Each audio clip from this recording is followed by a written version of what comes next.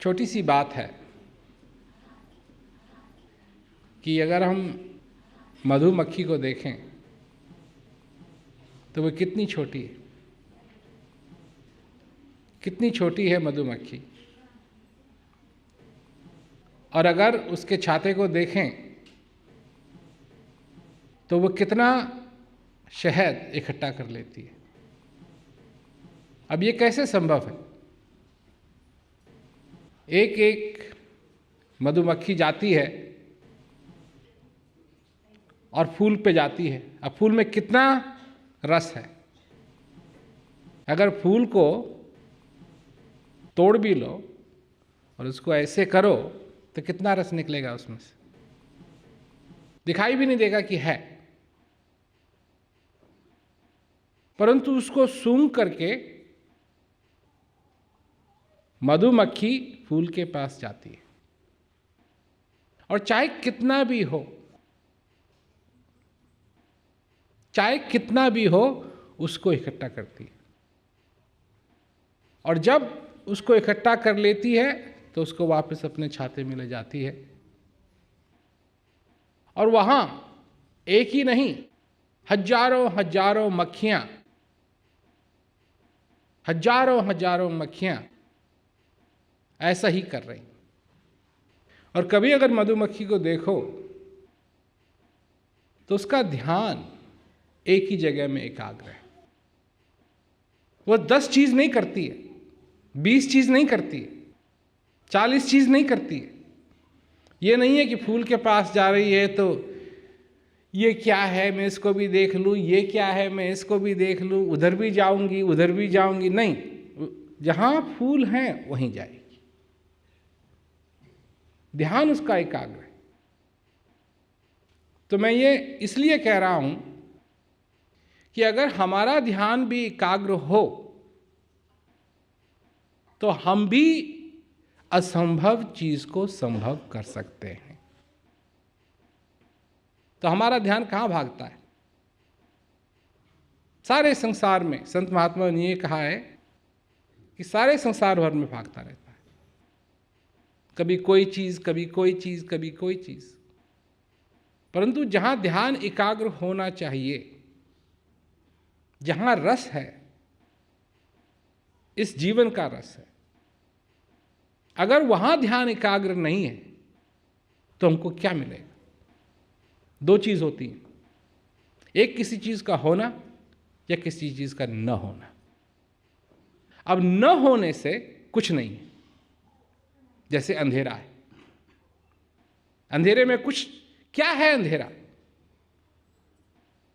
प्रकाश का अभाव है। अंधेरा जैसे ही प्रकाश होगा अंधेरा भी अपने आप भाग जाएगा। अंधेरा रह नहीं सकता। प्रकाश क्या है? क्या वो अंधेरे का अभाव है? नहीं, प्रकाश है, क्योंकि सूरज से प्रकाश होता है इस पृथ्वी पे। और मनुष्य के अंदर प्रकाश कब होता है? जब विवेक होता है।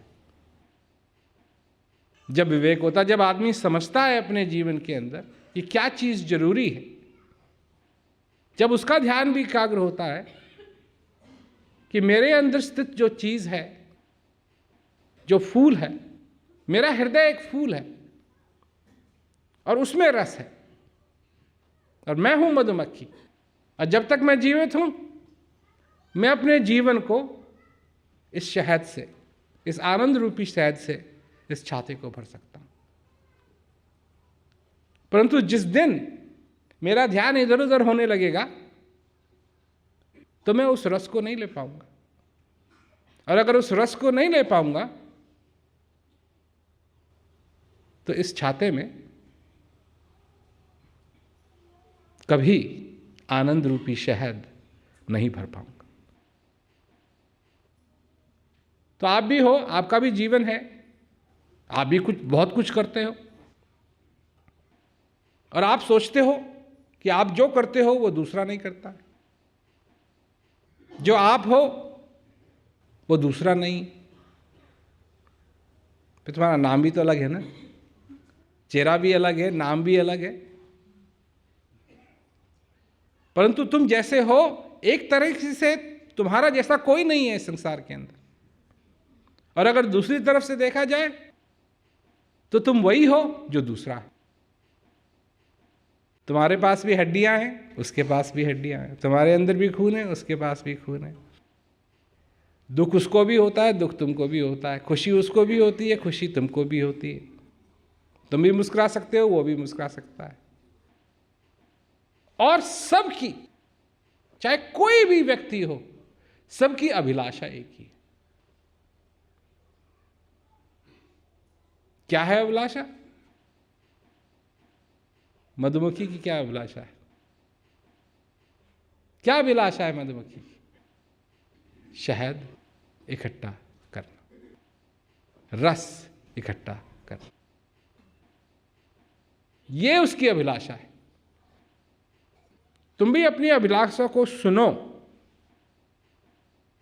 क्योंकि जब तक तुम अपनी अभिलाषा को नहीं समझ पाओगे,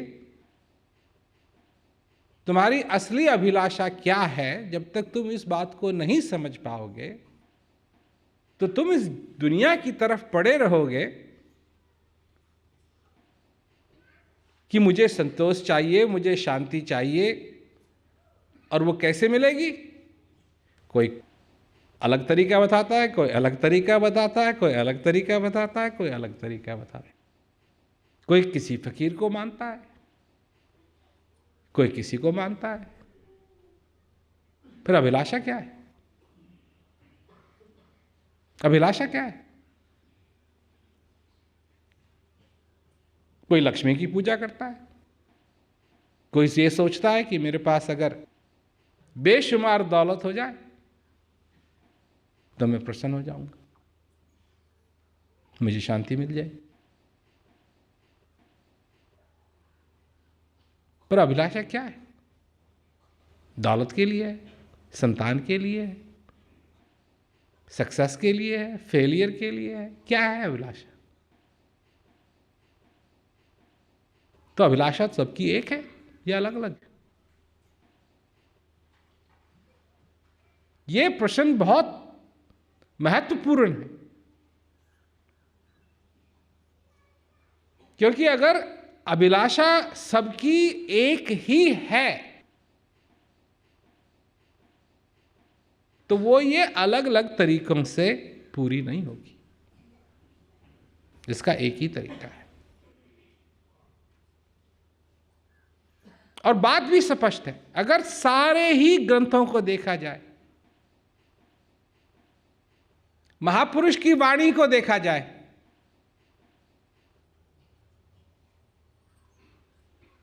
महापुरुषों ने क्या कहा है, संतों ने क्या कहा है, तो उन्होंने बार बार यही बात दोहराई है कि अभिलाषा तो सबकी एक ही है। और वो है क्या? जो तुम्हारे अंदर स्थित जो परमात्मा है उससे मिलने की। तो तुमने कभी पृथ्वी को सूखा देखा है? देखा? जब सूख जाती है जमीन, देखा है?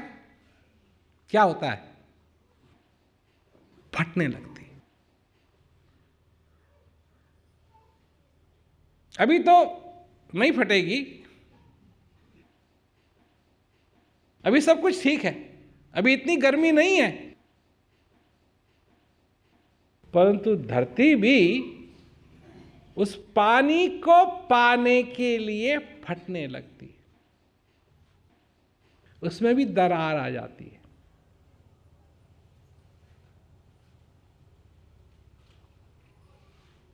और जब पानी बरसता है तो उस दरार में जाता है और नीचे तक पहुंचता है। ये जरूरी चीज है, क्योंकि ऊपर इतना सूख जाती है जमीन कि जब पानी बरसता भी है तो उसको इतना गीला नहीं कर पाती और पानी बहने लगता है। और नदियों में तो बाढ़ जैसी आ जाती है। परंतु अंदर तक जाए पानी, वो बच जाएगा, वो धरती के अंदर तक जाएगा, नीचे तक जाएगा, क्योंकि उस गर्मी के कारण वो दरार पड़ गई।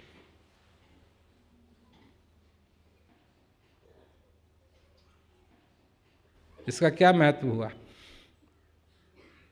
इसका महत्व ये हुआ, इसे कहते हैं जिज्ञासा। इस दरार का पड़ना ये है जिज्ञासा, ताकि जब पानी पड़े अंदर तक जाए, ऊपर ही ऊपर न रह जाए, अंदर तक जाए। ऐसी होनी चाहिए शिष्य की जिज्ञासा, ताकि जब कृपा का, सत्संग का, सेवा का, अभ्यास का पानी बरसे तो वो पानी भी अंदर तक जाए, ऊपर ही ऊपर नहीं। ये नहीं है कि सत्संग सुना और अंदर तक नहीं गया, हृदय तक नहीं गया। और जब तक ऐसी जिज्ञासा नहीं है मनुष्य की, तब तक क्या होगा? ये समझो कि बेमौसम पानी बरस गया, तुम ही नहीं हो, कीड़े मकोड़े, चींटियां, चिड़िया सब उसका इंतजार करती हैं, और जब पानी बरसता है चुप। कभी देखा है तुमने चिड़ियों को जब बारिश होती है? चुप हो जाते हैं, सब सन्नाटा, चुपचाप बैठे हुए, बारिश हो रही। कैसे बैठती है वो चिड़िया? जैसे कोई सचमुच में भक्त अपने भगवान का साक्षीकरण कर रहा हो, क्योंकि ये आशा था कि कभी ना कभी तो टपके। एकदम चुपचाप, कुछ नहीं कहना है, कोई चै नहीं कर रहा है, कोई टै नहीं कर रहा है, कोई कीड़ा है कहीं तो बैठा हुआ है, शांति से।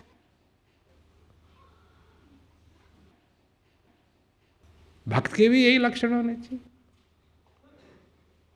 जब वो पानी टपके, जब भक्ति का पानी टपके, जब सत्संग का पानी टपके, जब सेवा का पानी टपके, तो वो भी ऐसे ही एकाग्र होकर के, कि जैसे वो उस चीज का, जिसकी उसको जरूरत है, जिसकी उसको इंतजार है, उसका साक्षीकरण कर रहा है, अब हो रहा है।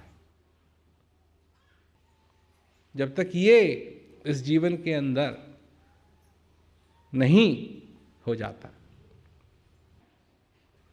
तब तक कोई बात समझे नहीं हो, कोई बात समझे नहीं कि क्या है ये ज्ञान, क्या है सत्संग का महत्व, क्या है सेवा का महत्व, समझे नहीं, समझे नहीं। क्योंकि वो चुप्पी जो जानवर साध लेते हैं जब बारिश होती है, उसी की इंतजार। और जब उसके बाद जब बारिश खत्म हो जाए, तब जब गाना शुरू होता है सबका, एक का नहीं सबका,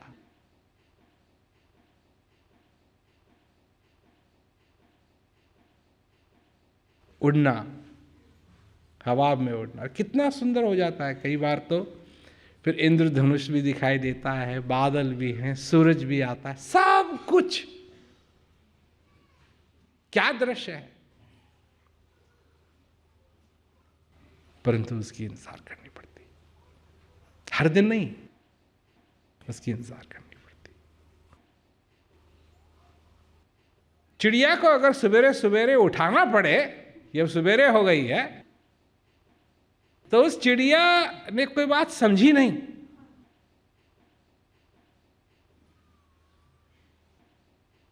जमीन के ऊपर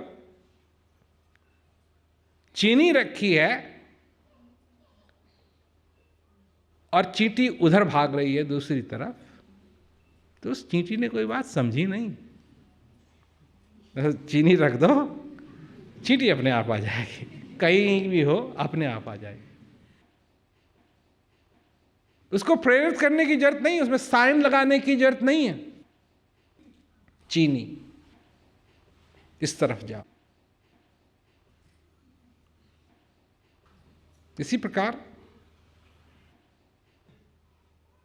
अब कई बार, जैसे बच्चों की बात हो रही थी पहले,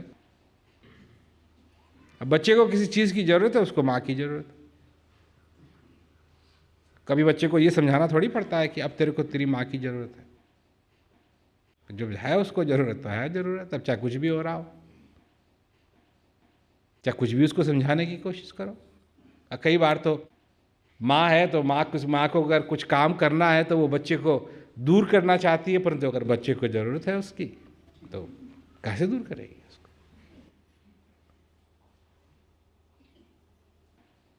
और अगर बच्चे को खेलना है तो माँ कितना भी उसको बुलाए, भागेगा वो, कभी इधर भागेगा, कभी इधर भागेगा, कभी इधर भागेगा।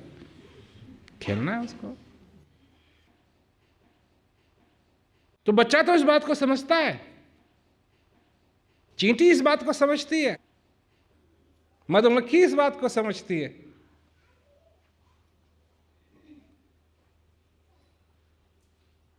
क्या तुम भी इस बात को समझते हो? तो समझो इस बात को कि ये जीवन, ये मौका जो मिला है, जब तक इसमें उसी प्रकार की आग नहीं होगी जैसे मधुमक्खी में होती है,